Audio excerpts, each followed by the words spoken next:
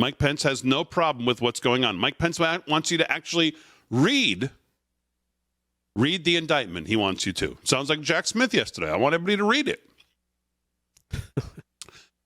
He sounds like Chris Christie. He sounds like Asa Hutchinson. He's thrown in with this crowd. This is Mike Pence.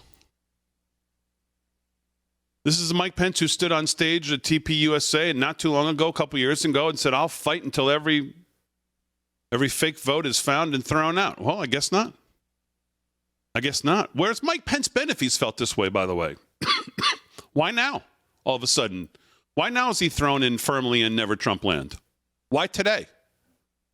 Is he hurt? Is he still hurt because Tucker ruined his whatever career he had left 2 weeks ago? Could be. It wasn't much anyway. Yeah. Oh, well, yeah. It really wasn't. And you know what? It really wasn't Tucker that ruined it.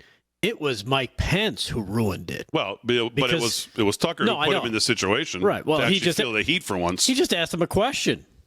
Just asked him a simple question. Well, I guess he asked him a question and then wouldn't let him not answer. Is what he did. Because these guys don't get pressed ever from anybody. But Mike Pence makes it sound like his role on January 6th is so clearly defined. And I'm thinking to myself, well, where does he get that idea? We've talked about this. Yeah.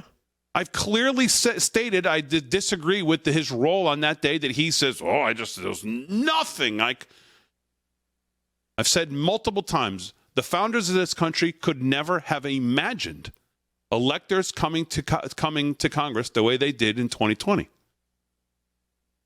There's no way it could have ever been thought of that the state legislatures would have their power stripped from them. That clearly lays out that's where the power to hold elections and what votes will count lies. Consent decrees between Stacey Abrams and the Secretary of State. Who would have ever imagined something like that could happen? Act 21 in Pennsylvania, or Act 11, whatever it was called, Act 11, Act 21, that they had their lawsuit on. I'll never forget that hearing where the representative of the state legislature said, we wondered why the governor signed that so quick. State constitution in Pennsylvania calls for specific things for an act like that to go through. Never happened. Yep. So how could the founders have ever contemplated electors coming to Congress the way they came in 2020? It's not possible. Well, what's weird is that though the election count act, right, actually made that provision in case there was something crazy, you could have dual sets of electors. So in a way, kind of.